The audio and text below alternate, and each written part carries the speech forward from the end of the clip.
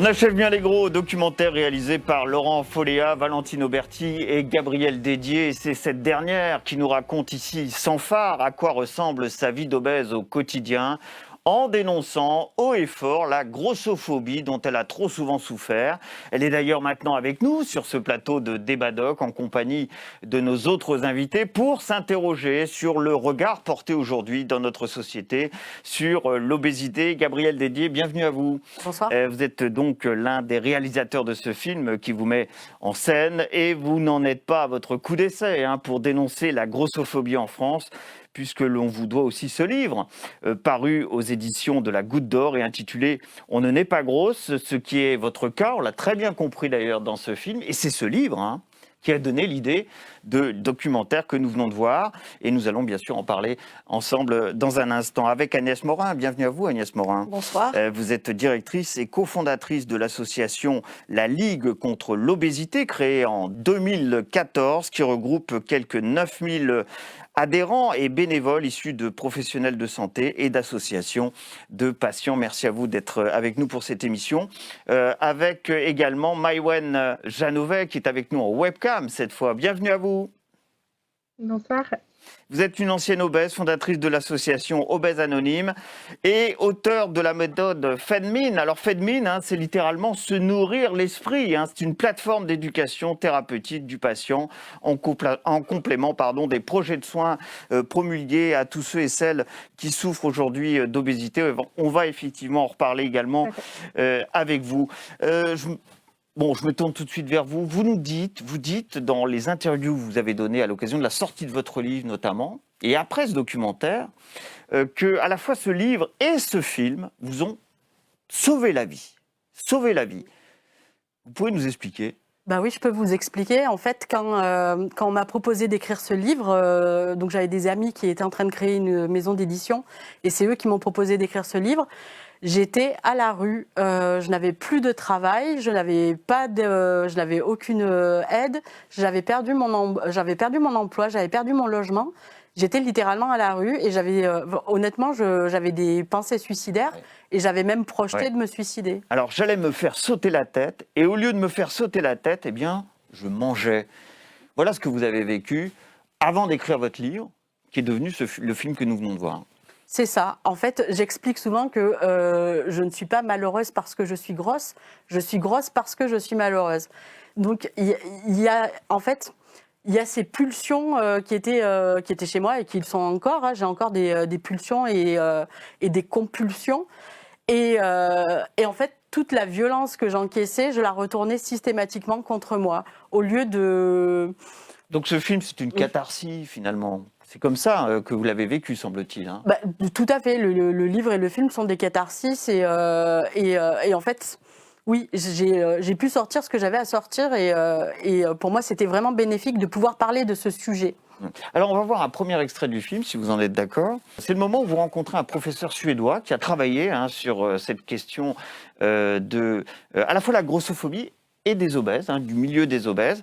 Et il nous dit que c'est à l'adolescence que tout commence. Plusieurs études ont démontré qu'un adolescent obèse a plus de chances de se faire harceler à l'école que les autres adolescents. En fait, il y a vraiment un prix à payer quand on est un adolescent obèse, parce que forcément ce harcèlement aura un impact sur la scolarité. Mais ce harcèlement aura aussi un impact sur ce que l'on appelle les compétences non cognitives, comme la sociabilité ou la confiance en soi. Tout ça à cause d'une forme de discrimination qu'il aura subie. Alors, ce serait à l'adolescence que tout commence et vous dites c'est comme si j'avais été grosse socialement avant d'être grosse médicalement, parce qu'effectivement, c'est à l'adolescence que pour vous, tout a commencé à se dérégler. Oui. Et c'est là que vous avez été victime des premiers rires, de sarcasmes, peut-être de certains autres élèves de votre collège, de votre lycée en l'occurrence, mais aussi, et c'est peut-être plus surprenant, de certains enseignants. C'était surtout cette violence-là qui m'était insupportable. C'était la violence du corps enseignant et la violence de l'infirmière du lycée, en fait. Parce qu'il y ait quelques personnes qui se moquent de moi, quand on se moquait pas de moi parce que j'étais grosse, on se moquait de moi parce que j'avais des lunettes, c'était pas ça le sujet. Oui, j'ai eu des moqueries, mais Là où c'est compliqué, c'est quand c'est le corps enseignant, quand ça vient des adultes, en fait, et que ces adultes vous rejettent et vous rejettent devant vos camarades. Donc, si ces adultes-là vous rejettent et vous font sentir différent, les camarades, ils font pas mieux, quoi. Ouais. La grossophobie, ça commence dès l'adolescence. C'est là que tout commence, c'est là que tout se passe pour une grande partie des personnes souffrant d'obésité. En fait, la discrimination des personnes qui souffrent d'obésité, elle est intrinsèque à cette société, au développement de notre société. Parce qu'en fait, elle provient de 3 facteurs. Le premier, nous sommes dans une société où il y a un diktat de la minceur, une culture du beau, du mince, exacerbée par les réseaux sociaux. 2, ça renvoie tout le temps les gens à leur prise de poids, à leurs conditions personnelles. Et donc, on se dit, tiens, moi, je peux, pourquoi eux ne peuvent pas? Et surtout, et finalement, ce qui est le plus important aussi, c'est que c'est une condition qui n'est pas connue. C'est une maladie qui n'est pas connue. On croit que les personnes ont un mauvais comportement parce qu'on ne sait pas. Et quand on ne sait pas, on a peur et on dit n'importe quoi. Et tout le monde donne son avis, alors qu'il nous faudrait simplement expliquer ce qu'est cette maladie. Maïwenn Janovet, vous avez été vous aussi victime d'une certaine forme de grossophobie, j'imagine, lorsque vous avez connu ces problèmes de poids. Vous pouvez vous aussi témoigner de ce harcèlement. Est-ce que c'est arrivé à l'adolescence vous concernant également?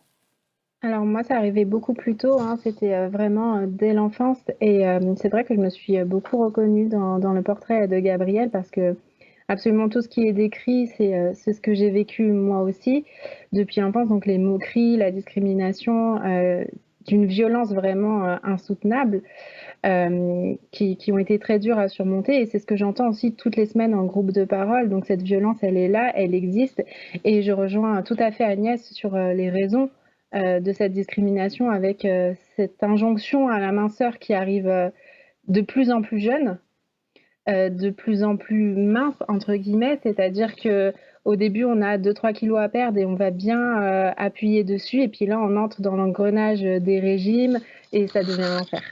Est-ce que c'est le regard des adultes sur cette obésité à l'époque qui vous a posé le plus de problèmes, ou ceux de vos collègues, de vos camarades de classe?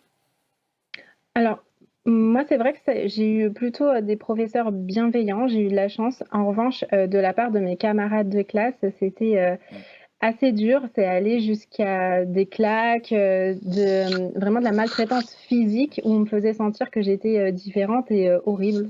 Ouais, donc là, on parle de harcèlement scolaire, hein, c'est le terme aujourd'hui utilisé pour ce type de discrimination à l'école pour les plus jeunes. On va voir un deuxième extrait où vous nous parlez cette fois de la discrimination, mais la discrimination au quotidien, hein, dans votre vie de tous les jours. Il n'y a rien qui est pensé pour les gros, en fait, que ce soit le dentiste qui a peur que tu casses son fauteuil. Moi, quand je vais chez un médecin et que dans la salle d'attente, il y a des sièges à accoudoirs et que je ne peux pas m'asseoir dans ces putains de sièges à accoudoirs, je me dis, c'est même pas la peine que j'aille voir ce médecin. J'ai envie de cramer le gars qui a conçu des sièges de théâtre qui font que mon cul ne rentrera jamais et que je pourrai jamais aller voir un spectacle. J'ai envie de cramer le gars qui fait que je suis trop serrée au cinéma et que je suis obligée d'y aller à la séance de 11h le lundi. Il y a 10 millions de personnes obèses en France et il n'y a personne qui se demande où elles sont. Enfin, les gens sont toujours étonnés quand je donne ce chiffre. Mais elles sont où? Elles ne sont pas dans l'espace public. Elles ne peuvent pas se l'approprier. Quand elles se l'approprient, elles se font insulter. Alors là, on a au cœur du sujet sur lequel vous voulez pointer le doigt, c'est cette discrimination au quotidien, cette difficulté à vivre au quotidien cette obésité. Bah oui, parce que en fait, le fait que rien ne soit adapté aux personnes grosses, ça n'incite pas les gros à sortir de chez eux. En fait, on se retrouve dans un cercle vicieux à partir du moment où, quand vous sortez de chez vous, vous ne pouvez pas prendre les transports en commun, ou alors vous êtes serré ou vous vous faites insulter par celui qui est à côté de vous parce que vous débordez. À partir du moment où vous ne pouvez pas accéder aux loisirs. Mais à partir du moment aussi où il y a des problèmes d'infrastructure médicale, moi, c'est vraiment ça qui me choque. Et je vais prendre un exemple qui est très personnel. Il y a 6 semaines, j'ai dû passer une IRM cérébrale. Oui. J'ai mis 5 semaines à trouver une machine qui me prenne. Et j'ai dû payer de ma poche, en fait. J'ai dû payer 200 € de dépassement parce qu'à l'hôpital, il y avait pas, ça ne passait pas. Les cliniques, ça ne passait pas. Les IRM à champ ouvert que j'avais trouvés, il y a des mois d'attente et c'était urgent. Donc, je me suis retrouvée, il y a encore 6 semaines, à ne pas pouvoir faire un examen en urgence parce que même les infrastructures médicales ne sont pas adaptées au corps gros, alors qu'on vit dans une société où l'obésité ne fait que croître. Donc, il y a un moment où il va falloir penser à ces personnes qui sont grosses et qui ont besoin de se soigner, qui ont besoin de travailler, qui ont besoin d'accéder aux loisirs. Et pour moi, c'est pas possible de ne pas penser la question grosse. D'ailleurs, pour étayer ce que vous venez de nous dire, il y a de plus en plus de personnes qui sont victimes d'obésité. On va regarder ce graphique. C'est l'évolution de l'obésité en France. En 1980, cela représentait 5,3% de la population. Et puis en 2015, vous voyez ce graphique, et on voit très bien la tendance qui est à la hausse pour arriver en 2015 à 17% de la population. Vous dites dans ce documentaire qu'il y a quelques 10 millions d'obèses en France. Moi, j'ai le chiffre de 8 millions d'obèses en France. C'est effectivement considérable. Autrement dit, vous voudriez qu'on considère les personnes obèses comme des personnes handicapées qui doivent bénéficier d'accès prioritaire ou que les choses soient mieux adaptées à ces surpoids? Ah non, mais alors clairement pas. Non, pas du tout. Mais alors pas du tout. Je pense qu'on devrait considérer l'obésité comme une maladie à partir d'un certain IMC. Mais comme une maladie, pas comme un handicap. L'IMC, il faut préciser ce que c'est, bien sûr. L'IMC, c'est l'indice de masse corporelle. C'est l'indice sur lequel on se base pour dire si on est en sous-poids ou en surpoids ou obèse. Et donc, non, clairement pas. Je demande ni à être reconnue comme personne handicapée, ni de traitement de faveur. En fait, je demande à ne pas avoir de traitement de défaveur de la société. C'est pas tout à fait la même chose. Qu'est-ce qu'on peut répondre à ça? C'est vrai qu'à partir du moment où on a 8 millions de personnes concernées en France, on serait en droit d'attendre des mesures un peu spécifiques pour ces personnes. Effectivement, on est dans une société qui doit inclure et aujourd'hui, elle n'inclut pas toute cette frange de la population qui est en surpoids, en fort surpoids, en obésité. C'est vraiment au-delà du problème de relationnel. Il y a un fonctionnement de cette société, un fonctionnement structurel de cette société qu'il faut qu'on change. Parce qu'on parle du domaine médical, mais il y a les transports aussi, tu l'as un peu évoqué. Bien sûr. De la cour de récré où on ne peut pas s'asseoir sur un tourniquet quand on est tout petit, jusqu'à la crémation. Toute la partie de la société, la crémation, de nombreux patients nous écrivent en disant ma mère souhaitait être enterrée de cette manière-là et ça n'a pas été possible parce que les appareils ne sont pas là, parce que c'est pas possible. Et donc il y a tout le médical, il y a les sièges, en fait, tout doit être adapté. Ce n'est pas un handicap, c'est une adaptation de notre société. Ce qu'ont très bien fait les sociétés américaines ou anglo-saxonnes. Oui, c'était la question que je voulais vous poser. Si on comparait à d'autres sociétés, effectivement, quelles ont été les mesures prises pour on a adapté, lutter contre on a fait ce qu'il faut pour que tout le monde puisse être au niveau égal sur le public, sur le territoire public, dans la société. Parce que ce qui est important de dire, c'est qu'à partir du moment où les infrastructures médicales ne sont pas adaptées aux personnes grosses, elles font quoi les personnes grosses? Elles ne se soignent pas. Et quand on les récupère avec des maladies qui auraient pu être prévenues. Mais on les récupère en fait dans des états graves, dans des états de cancer avancé, dans des états où, si on avait eu le matériel approprié pour s'occuper d'elles et pour les traiter comme tous les autres patients, eh bien, ça ne serait pas arrivé. Et ces personnes grosses ne se démédicaliseraient pas et elles continueraient à faire partie du parcours de santé, en fait. Maïwenn Chanovay, vous voulez réagir, je crois? Oui, tout à fait, parce que j'ai envie de dire qu'au-delà de ça, la société même, elle a une responsabilité, puisqu'elle est aussi à l'origine de ce problème, puisqu'on fabrique des gros, on est dans une espèce d'hypocrisie où on a de l'hyper-industrialisation de la nourriture, on est dans une société de plus en plus stressante, et on le voit sous des publicités pour, je citerai pas de marque, mais des fast-food, des sodas, et juste en dessous, mais attention, pas trop quand même, mais par contre, on va le blinder de sucre, c'est même une forme de schizophrénie et validée complètement par la société puisque ça fait partie d'un système dans lequel on est. Et à côté de ça, on fait porter la responsabilité à l'obèse. Donc, comme l'a dit Gabrielle, c'est à elle de trouver un centre adapté. Enfin, à un moment donné, je pense que la société doit prendre ses responsabilités aussi. Vous voulez réagir là? Oui, je pense que là, je vais réagir sur le fait du handicap à handicap. Je pense qu'il faut accepter l'obésité comme une discrimination aujourd'hui et comme la discrimination des femmes. Il faut adapter la société à l'obésité comme on a adapté la société aux femmes. Aujourd'hui, les femmes ont accès, il y a une discrimination positive parfois, il y a des règles. Donc pour avancer, il va falloir faire de la même manière.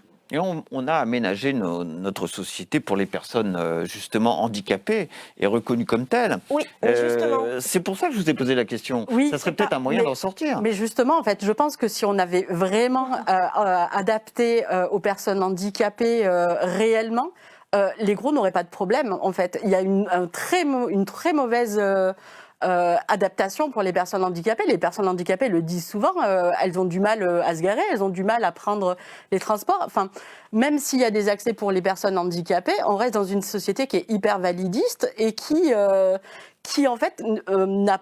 Enfin, la loi impose des règles sur l'adaptation au handicap, mais concrètement, les personnes handicapées, elles ne les voient pas. Et moi, je pense que si on avait adapté vraiment tout ça, les gros, ils ne se retrouveraient pas avec le même problème, en fait. Donc, il y a des adaptations à prendre en compte, mais j'ai envie de dire, c'est de la statistique, en fait. À un moment donné, on a des statisticiens qui travaillent pour la sécurité sociale. On sait quelle est la part de gros dans la société. On sait quel est même le taux d'augmentation de cette obésité. Il y a un moment, il faut que les infrastructures médicales s'adaptent à ces gens parce que, qu'on le veuille ou non, la plupart des gros ne maigriront pas. C'est factuel. Donc, les données, elles nous disent ça. Donc, qu'est-ce qu'on fait de ces gros, en fait? Est-ce que c'est une tranche de la population qui doit être mise au banc de la société? C'est une vraie question. Oui, c'est pour ça que j'insiste. Il ne faut pas comparer l'obésité à du handicap, mais c'est une partie intégrante de la société, comme les hommes et les femmes. Et il faut comprendre que de toute façon, on va vers ça. Donc la société doit s'adapter. Elle s'est adaptée à accepter les femmes dans le monde du travail. Il faut qu'elle accepte d'avoir les personnes grosses dans le monde du travail, ce qui n'est pas le cas aujourd'hui. Le taux de chômage est 10 points supérieur chez les femmes souffrant d'obésité que chez les femmes non obèses. Voilà, des tas de chiffres pourraient vous être donnés. C'est peut-être pas l'objet aujourd'hui, mais il est important d'accepter ça parce que, comme disait tout à l'heure Gabrielle, les chiffres explosent. On va donner les chiffres du OBEPI dans un mois, de l'étude OBEPI, l'étude épidémiologique de l'obésité en France.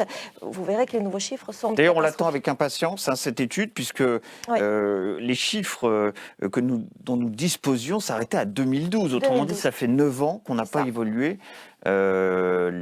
Cette population d'obèses en France. On a une explication à cela? Pourquoi autant de temps pour évaluer cette population?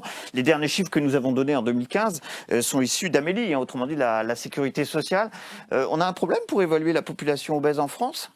C'est pas un problème pour évaluer la population, c'est un problème tout court de prise en charge de l'obésité. C'est un problème global de la société, mais aussi de l'État. Aujourd'hui, si on est dans cet état-là aussi, dans ce problème-là entre obésité, pas obésité, c'est parce que l'État lui-même ne sait pas dans quelle case mettre l'obésité. On parle de surpoids. On parle d'obésité et on essaie de traiter de la même manière, l'État essaie de traiter de la même manière le surpoids et l'obésité, avec ce qu'on appelle aujourd'hui des plans nationaux nutrition santé, des PNNS, on en est au 4e. Et ces PNNS, c'est quoi? Ce sont des messages de santé publique pour nous, à l'ensemble de la population. C'est-à-dire manger mieux, bouger plus. Mais ça concerne tout le monde. Vous, Gabrielle, moi, tout le monde.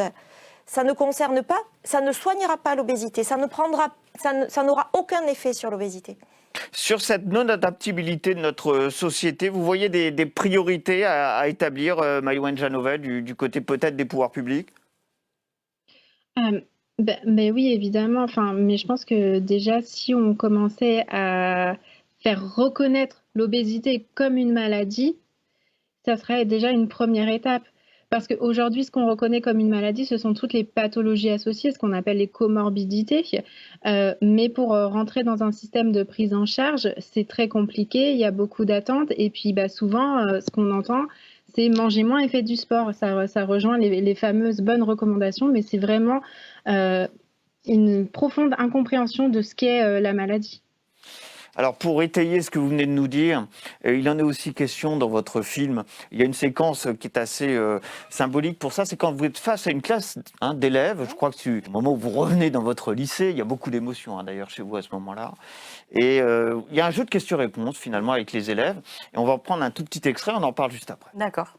Mais il y en a qui juste, c'est de leur faute. Enfin, c'est eux qui font, par exemple, qui font pas grand-chose. Du coup, ils sont dans leur canapé à manger n'importe quoi. Et au final, qu'ils arrivent à maigrir, mais il y en a qui ont des maladies, alors ils n'arrivent pas. Du coup, c'est pas leur faute. Il y a des gens qui grignotent énormément, qui mangent tout le temps, et le problème, c'est qu'ils n'arrivent pas à se contrôler. Et souvent, ça arrive qu'ils vont jusqu'à être gros. Et par exemple, des gens qui travaillent au bureau, et vu qu'ils mangent beaucoup et qu'ils bougent pas assez, et ils grossissent. Mais quand tu dis qu'il y a des gens qui peuvent pas se contrôler, est-ce qu'ils sont responsables de pas pouvoir se contrôler? Non, ils sont pas responsables. Mais il faut se contrôler. Alors c'est vrai qu'il est très intéressant cet échange que vous avez eu dans cette classe avec des élèves, puisqu'il symbolise assez bien ce qu'on s'est dit à l'instant et ce que pense une grande majorité des Français, puisque 67% des Français, autrement dit 2/3 des Français, estiment que perdre du poids est tout d'abord une question de volonté. Mais c'est pas ça la question, semble-t-il. Non, c'est pas ça la question. Et puis j'ai envie de dire à ces gens que les maladies de la volonté n'existent pas. En fait, il y a très très peu de cas. Enfin, il y a une maladie très précise de la volonté et il y a très peu de cas dans le monde qui souffrent de ça. Donc les maladies de la volonté n'existent pas. Donc il ne s'agit pas de faire du sport et de faire un régime alimentaire pour que les choses s'arrangent du jour au lendemain. Ah, mais je vais même aller au-delà. Je vais même vous dire que c'est mon premier régime qui a fabriqué la femme grosse que je suis. Quand en 96, je pèse 65 kilos. Je suis en léger surpoids par rapport à ma taille, mais je ne suis pas encore obèse. Et je vais voir un médecin qui me prescrit un régime, qui me diagnostique une maladie. Et ça fait de moi la femme obèse. 9 mois plus tard, j'ai mon poids qui a été multiplié par 2. Et donc, ça a entraîné des tas de choses, et notamment des troubles du comportement alimentaire. Et donc, dire à quelqu'un qui est gros que ça vient de lui... Et j'ai envie de vous dire, même si c'est des gens qui mangent beaucoup, qui mangent mal, des gens qui sont sédentaires, il y a un moment, il faut se poser des questions sur qu'est-ce que l'obésité. L'obésité, on sait que c'est une inflammation du tissu adipeux. On sait très peu de choses sur l'obésité. Ouais. On va voir si Agnès Morin sait davantage, parce que une question toute simple que j'avais envie de vous poser, c'est d'où proviennent les origines de l'obésité? Elles sont très diverses apparemment. C'est ça, c'est une maladie réellement et c'est une maladie plurifactorielle. Mais avant de parler de l'obésité, ce que je voulais vous dire, c'est effectivement qu'aujourd'hui, on comprend bien qu'on demande à tout le monde d'expliquer pourquoi on est gros. Est-ce que vous iriez demander à une personne qui a un cancer, à une personne qui a une pathologie quelconque, pourquoi tu as cette maladie? Non. Pourquoi on demande aux gens pourquoi tu es gros? Et pourquoi tout le monde a une réponse dans la société? Pourquoi tout le monde dit c'est parce que je mange trop, pour les personnes qui souffrent d'obésité, ou celles qui n'en souffrent pas, mais parce qu'il mange trop, parce qu'il est trop sédentaire. On pourra en revenir à ma question néanmoins. Est-ce qu'on peut classifier un peu les origines de l'obésité? Oui. Alors l'obésité, effectivement, c'est une pathologie plurifactorielle avec vraiment différentes origines. Mais lorsqu'on mange trop, lorsqu'on mange mal, on a quand même de fortes chances de devenir obèse? Pas obligatoirement. Je suis désolée, vous avez tous, vous, moi, des exemples d'un copain, d'une copine depuis l'enfance et qui mange une tablette de chocolat, un pot de Nutella et qui ne prendra pas un gramme. Alors que moi, je vais le regarder. Mais si vous vous alimentez mal, est-ce que vous augmentez pas néanmoins les chances de devenir en surpoids? Il y a des prédispositions génétiques qui sont tout le temps là, qui sont vraiment à l'origine de cette pathologie. Et une société qui développe aujourd'hui grandement et malheureusement ces prédispositions génétiques. Parce que nous avons aujourd'hui un génome et nous avons un environnement. Nous vivons dans un environnement et notre corps s'habitue à cet environnement. Et la réaction que le corps aujourd'hui a à cet environnement, c'est malheureusement le développement du tissu adipeux. Maïwenn Janovet veut réagir. Oui, tout à fait. J'aime bien citer en fait les travaux de 3 chercheurs qui sont Vanderburg, Gusson et Clements qui ont essayé de modéliser les facteurs qui mènent à l'obésité. Ils en ont trouvé 110. 110. Donc, On n'aura pas le temps voilà. de les passer en revue alors. Hein. Donc, tout ça pour vous dire que l'alimentation et le sport restent très anecdotiques dans ces facteurs. Oui, mais tout à l'heure, dans vos propos, vous partiez en guerre contre l'agroalimentaire, contre des fabricants de soda qui ont évidemment vitrine sur rue. Ils sont en grande partie responsables d'une partie de l'obésité du public en France, peut-être aussi aux États-Unis par exemple. Ça a été démontré, ça ? Bien sûr, de toute façon, c'est une évidence qu'à partir du moment où on augmente la masse calorique en proposant des produits qui ne sont absolument pas adaptés et qui vont en plus faire réagir à un syndrome inflammatoire, puisque maintenant on a quand même de plus en plus de documentation sur ces produits, que ça ne va pas servir, mais souvent ça va plutôt alimenter un problème qui était déjà là. Je dis ça parce que des parlementaires, un peu dans tous les pays, notamment en France, se sont attelés tout de même au problème du côté de l'industrie agroalimentaire. Pour la malbouffe, c'est ça dont on parle, la malbouffe, et elle concerne, et c'est peut-être ça aussi un autre problème, les personnes et les populations les plus démunies. On a davantage d'obèses, je crois que c'est de l'ordre d'un rapport de 1 à 6 entre les enfants issus des milieux les plus démunis et ceux issus des milieux les plus riches. Oui, en fait, alors j'ai envie de dire quand même que ces campagnes de taxes sur les sodas et ces campagnes-là, en vrai, elles stigmatisent les gros parce que on appelle ça des taxes soda, et donc ça voudrait dire que, en fait, les gros ils savent tellement pas se tenir qu'on va mettre une taxe pour qu'ils arrêtent de boire des sodas, sauf que, les sodas, concrètement, c'est pas parce que vous êtes gros que vous buvez des sodas ou que vous consommez ces produits sucrés. J'avais aussi envie de justement vous parler de la pauvreté. C'est important de dire que l'obésité touche d'abord les pauvres. Oui, c'est le cas en tout cas. Dans les chiffres, ça c'est ça, et ça touche certifié. Ça touche et d'ailleurs ça touche les riches des pays pauvres et les pauvres des pays riches. Donc c'est quelque chose qui est quand même à prendre en compte, et je pense que ne pas prendre en compte le fait que ça touche ces personnes-là quand on rentre par exemple dans un processus de soins, ne pas considérer la situation de la personne, c'est une erreur, parce que vous aurez beau lui donner un programme pour perdre du poids, lui dire qu'il faut faire telle activité, etc., etc. En fait, il y a un moment où les personnes... en fait, quand vous êtes pauvre, vous pensez d'abord à votre survie et pas à comment vous allez faire pour perdre du poids. Et voilà, vous avez tellement d'autres choses à penser que c'est pas le truc qui vient en premier. Et donc c'est pareil. Je pense qu'il y a des questions politiques qui se posent sur qu'est-ce qu'on fait de ces gens pauvres ? Comment ça se fait que chez les personnes au RSA, on a 33% de taux d'obésité, et chez les 4 000 € et plus, on est à 7% de taux d'obésité ? C'est des vraies questions, et c'est en ça que l'obésité, c'est compliqué. Vous avez une réponse à apporter à ce qui vient d'être dit de votre côté ? Non, simplement, ce que je voulais dire, c'est que l'alimentation, elle est en jeu par la mauvaise alimentation. C'est ça qui la relie à la pauvreté. C'est la mauvaise qualité des aliments, parce que c'est ce qu'on met dans les aliments préfabriqués, les aliments tout prêts. C'est ça qui est important. C'est pas la quantité qu'on mange. Quand on parle d'alimentation, il faut parler de mauvaise qualité d'alimentation et pas de quantité. On va passer une dernière série de chiffres avant de terminer cette émission. Il nous reste environ 5 minutes avant la fin de cette émission. Il s'agit des maladies engendrées par l'obésité. Alors sont listés l'hypertension artérielle, le taux anormalement élevé de graisse, avec un mauvais cholestérol, risque d'infarctus du myocarde, bien sûr, et puis accident vasculaire cérébral, puis s'ajoute une série de cancers qui peuvent être liés à l'obésité. Chez la femme, le cancer du sein, le cancer de l'appareil digestif, également le cancer de l'appareil urogénital, ou encore le cancer du sang.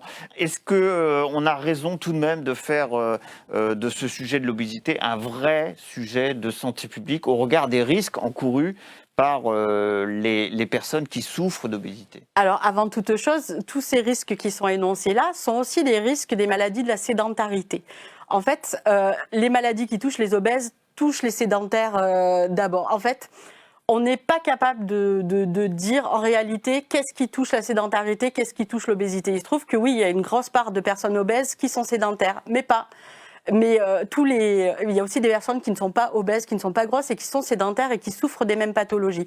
Donc déjà, en fait, il y a ça. Après, est-ce que, à votre question, faut-il considérer l'obésité comme un problème de santé publique? Mais oui. Et non seulement il faut le considérer comme un problème de santé publique, mais vraiment s'armer réellement pour prendre en charge les personnes qui sont grosses.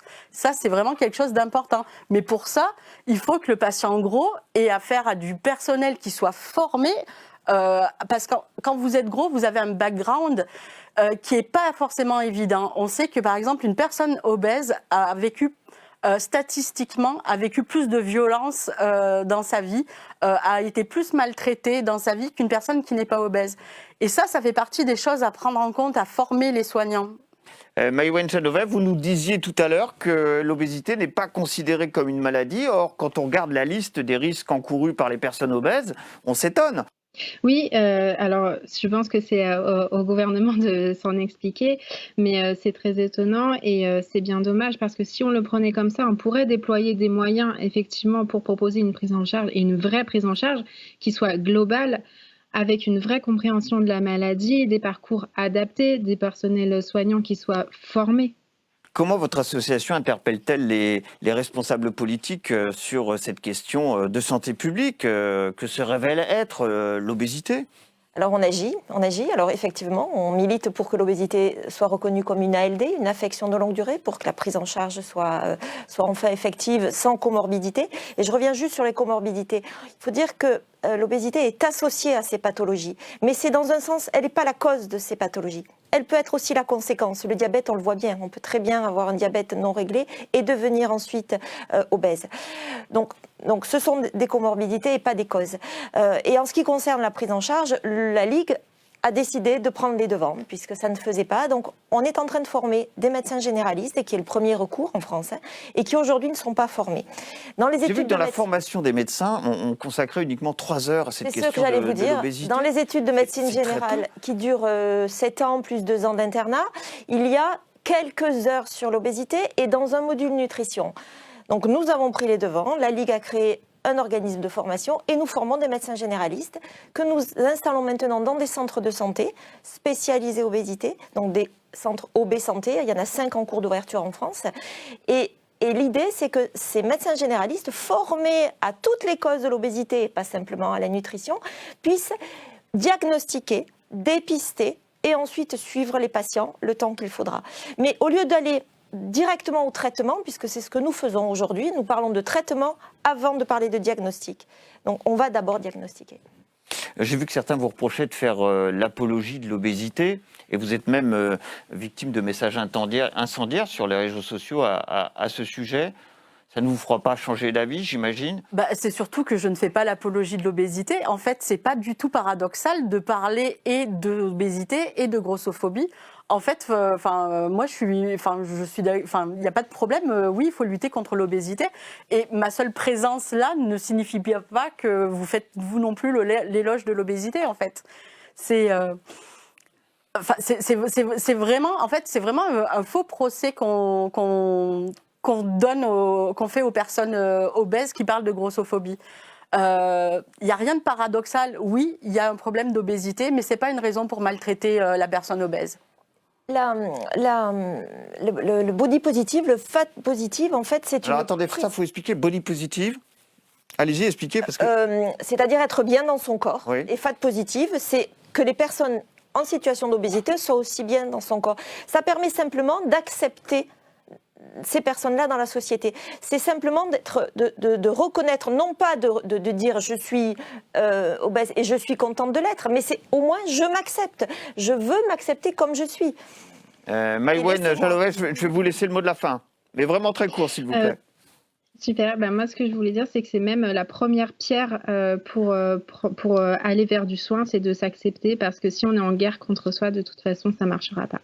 Ça sera bel et bien le mot de la fin. Grand merci à toutes les trois d'avoir participé à ce débat doc pour parler du regard que nous portons aujourd'hui en France sur l'obésité. Vous pouvez réagir à cette émission, bien sûr, sur Débat Doc sur Twitter.